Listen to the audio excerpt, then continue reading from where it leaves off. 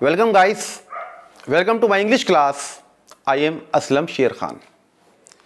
पहले के जो वीडियोस थे उसमें मैंने आपको बताया कि किस तरह से हम वर्ब्स का यूज़ डिफरेंट टेंसेस में करते हैं। आज हम जानेंगे कि हम वर्ब का यूज़ पर्सन या नंबर के अनुसार या उनके हिसाब से हम कैसे करते हैं। इस बात को आप ध्यान रखिएगा, verb agrees with the subject in number and person. Verb का यूज़ किसी भी सेंटेंस में वो नंबर और पर्सन के हिसाब से आता है कि सिंगुलर नाउन्स के साथ हम सिंगुलर वर्ब का यूज करेंगे, प्लूरल नाउन के साथ प्लूरल वर्ब का यूज करेंगे। आप ये भी जान लीजिए कि सिंगुलर वर्ब कौन से होते हैं और प्लूरल वर्ब कौन कौन से होते हैं। सिंगुलर वर्ब जैसे एम, इज, हैज, डज, जैसे सिंग्स, प्लेस, ये सब हमारे सिंगुलर वर्ब्स होते हैं। प्लूरल वर्ब्स को देख लीजिए। प्लूरल वर्ब्स आपके हैं आर, हैव, डू या बेस फॉर्म। ये जो है प्लूरल वर्ब होते हैं, जैसे सिंग, प्ले, लाफ एटसेट्रा। के सिंगुलर नाउन्स के साथ हम सिंगुलर वर्ब का यूज करते हैं।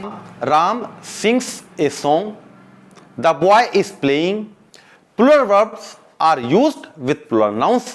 प्लूरल वर्ब का यूज जो होता है वो प्लूरल नाउन्स के साथ होता है, जैसे the boys are playing, the girls are singing. Persons का पूरा चार्ट आपके सामने है। आप यहां पर देख सकते हैं कि कौन सा वर्ब कौन से पर्सन के साथ यूज होगा। अब जैसे आई है, आई के साथ हम यूज कर सकते हैं एम का, वाज का, डू का, हैव का, या बेस फॉर्म का यूज हम इसके साथ कर सकते हैं, क्योंकि बेस फॉर्म जो है वो प्लूरल वर्ब है। यहां पर एक बात नोट करने वाली है कि आई जो है वो सिंगुलर है, लेकिन इसके साथ हम वर्ब का यूज कर रहे हैं प्लूरल का। यही थोड़ा सा जो है एक चमत्कार है इंग्लिश का जो यहां पर देखने को मिलता है।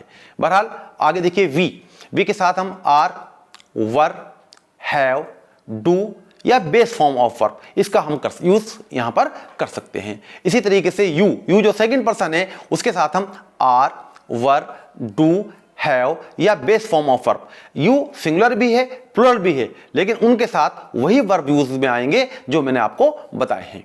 इसी तरीके से ही के साथ हम इज, वाज, डज, हैज या बेस फॉर्म में ऐसी इस फॉर्म का हम यूज करते हैं।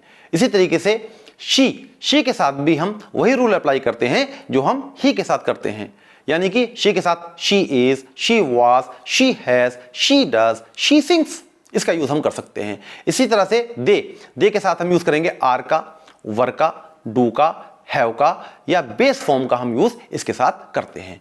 यहां पर इस बात को आप नोट कर लीजिएगा कि had, second form of verb और या मॉडल्स, इन पर नंबर या पर्सन का कोई भी इफेक्ट नहीं पड़ता, यानी कि हम हर नंबर के साथ या हर पर्सन के साथ हम हैड का यूज या वर्ब की सेकंड फॉर्म का यूज कर सकते हैं। अब आइए आगे देखते हैं।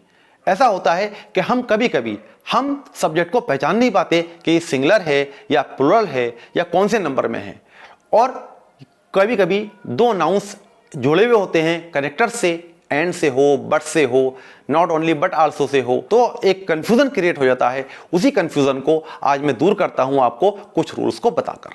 तो सबसे पहले आप देखिए कि व्हेन टू और more subjects are connected by and, जब दो या दो से ज्यादा सब्जेक्ट्स एंड से कनेक्ट हो तब प्लूरल वर्ब इज यूज्ड, हम प्लूरल वर्ब का यूज करते हैं।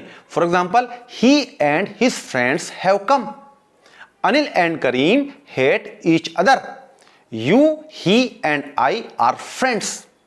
अब यहां पर थर्ड सेंटेंस को आप देखिएगा कि अगर हमें पर्सन्स का यूज, सभी पर्सन्स का यूज किसी एक सेंटेंस में करना हो तो वहां पर इस रूल को अप्लाई कर दीजिएगा 2 3 1 2 3 1। इसको अच्छी तरह से आप ध्यान में रख लीजिएगा। क्या कि हम अगर किसी भी सेंटेंस के अंदर इन तीनों का यूज करते हैं तो सबसे पहले सेकंड पर्सन का यूज करते हैं, उसके बाद थर्ड पर्सन का, और उसके बाद हम फर्स्ट पर्सन का यूज करते हैं। अगर दो पर्सन हो तो दो पर्सन का रूल भी यही रूल फॉलो हो।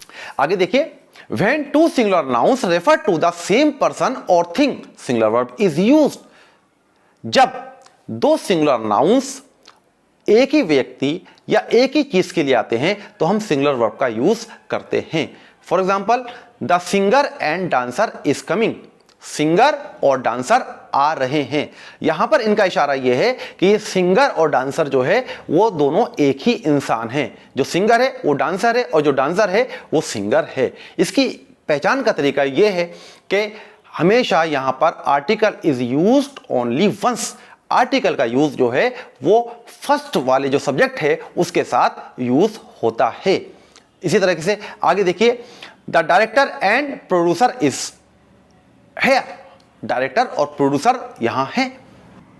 लेकिन अभी देखिए, if different persons are referred to, अगर अलग अलग लोग होते हैं तब हम क्या करते हैं, हम ही कहेंगे the singer and the dancer are coming, singer और डांसर आ रहे हैं। यहां पर ये दोनों जो हैं वो अलग अलग इंसान हैं, सिंगर अलग है और डांसर अलग है। उसके लिए भी आपने देखा यहां पर जो है हम आर्टिकल का यूज ट्वाइस यूज करते हैं। दोनों में जो दोनों हमारे नाउन्स होंगे दोनों के साथ हम आर्टिकल द का यूज करेंगे। इसी तरीके से the director and the producer are coming, यहां पर भी जो है डायरेक्टर और प्रोड्यूसर अलग अलग हैं। आगे देखिए, if two subjects together express one idea, singular verb is used. अगर दो सब्जेक्ट्स एक ही आइडिया को एक्सप्रेस करें तो वहां पर हम सिंगुलर वर्ब का यूज करते हैं। For example, bread and butter is my only food nowadays, आजकल ब्रेड बटर जो है वो मेरा खाना है। तो यहां पर ब्रेड एक अलग चीज है, बटर अलग चीज है, लेकिन हम दोनों को साथ में यूज करते हैं, तो इसलिए वो जो है आइडिया एक्सप्रेस कर रहे हैं एक। इसी तरीके से slow and steady wins the race, यहां भी जो है आइडिया एक व्यक्त कर रहे हैं। आगे देखिए, when the singular subjects are preceded by each, every, no, either, neither, the verb is singular. तो यहां पर भी ध्यान रखिए, अगर सिंगुलर सब्जेक्ट से पहले ईच, एवरी, ईदर, नीदर या नो हो तो वहां पर हम वर्ब का यूज सिंगुलर करते हैं। एक बात यहां पर और देखने को मिल सकती है कि यदि यहां पर ईच या एवरी हो और उसके बाद ऑफ हो तो ऑफ के बाद हमेशा प्लूरल नाउंस आएगा, लेकिन वर्ब हमारा तब भी सिंगुलर ही होगा।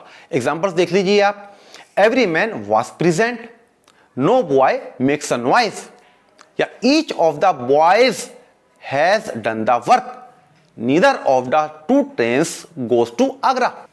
नेक्स्ट देखिए, when two subjects are joined with or, either or, neither nor, not only but also, the verb must be used according to the letter। अगर दो सब्जेक्ट्स हों सिंगुलर और वो और से जुड़े हों, ईदर और से जुड़े हों, नीदर नॉर से जुड़े हों, not only but also say जुड़े हों, तो हमेशा जो बाद वाला सब्जेक्ट होगा उसके ही हिसाब से हम वर्ब को लेकर आते हैं। फॉर एग्जाम्पल, ईदर यू और he has stolen my book, neither he nor I was there, neither she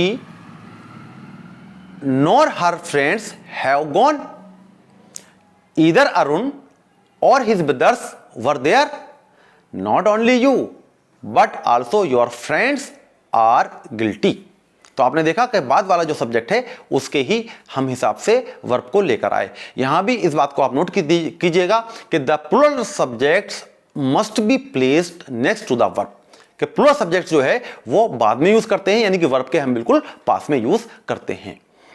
यहां भी 2-3-1 का जो रूल है उसको भी आप ध्यान में रखिएगा।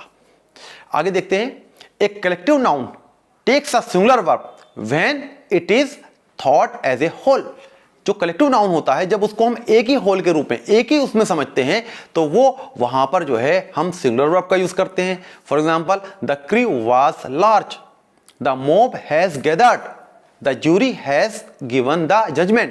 यहां पर थर्ड वाला देखिए आप, the jury has given the judgment। Jury जो है वहां पर उन्होंने अपना फैसला दिया, लेकिन वो फैसला एक, तो जहां पर ज्वाइंट आइडिया हो वहां पर हम सिंगुलर वर्ब का यूज करते हैं। बट एक collective nouns takes a plural verb when it is divided into individuals. जब कोई आइडिया डिवाइड हो जाए इंडिविजुअल्स में तब वहां पर हम प्लूरल वर्ब का यूज करते हैं। For example, the jury was divided on this point. यहां पर ज्यूरी में मान लीजिए 3 लोग हैं, तो 3 लोगों का जो डिसीजन है, उनका जो पॉइंट है वो अलग अलग है, तो इसलिए वहां पर प्लूरल वर्ब का यूज होता है। इसी तरीके से the crew was taken prisoner करा। इसी तरीके से the mob were dispersed in all sides. आगे देखिए, some nouns are plural in form but singular in meaning, take singular verb. ऐसे नाउन्स जो देखने में तो या फॉर्म में वो प्लुरल लगते हैं लेकिन वो मीनिंग में सिंगुलर होते हैं, तो हमेशा इनके साथ सिंगुलर वर्ब का यूज किया जाता है। जैसे the news was wrong, physics is an important subject, the wages of sin is death. आगे देखिए, when two subjects are joined by, with, as well as, together with, and not, in addition to etc, the verb is used according to the former। जब हमारे दो subjects with से जुड़े हों, as well as, together with, and not, in addition to आदि से अगर जुड़े हों, तो वर्ब को हम जो पहले होता है, जो फॉर्मर होता है, उसके ही हिसाब से हम वर्ब को लेकर आते हैं। For example, you as well as I are guilty, Sohan and not you has won, the child with his mother was crying. तो आपने देखा, जो पहले वाला सब्जेक्ट है उसके ही अकॉर्डिंग जो है वह यहां पर वर्ब को लाना है। आगे देखिए, when there is relative pronoun, verb is used according to the antecedent of the relative. अगर किसी सेंटेंस में रिलेटिव प्रोनाउन का यूज हो तो ध्यान रखिएगा कि रिलेटिव प्रोनाउन से पहले जो सब्जेक्ट का यूज होगा उसके ही अकॉर्डिंग जो है वो हम वर्ब का यूज करेंगे। For example, I who am your friend will take care of your mother. और देख लीजिए एग्जांपल कि it was you who were making a noise. तो यहां पर देखिए कि हमने हु से पहले चूंकि यू आया है इसलिए जो यू के हिसाब से जो है हम वर्ब को लेकर आए। कुछ एग्जांपल्स आप और देख लीजिए, one of these boys has failed.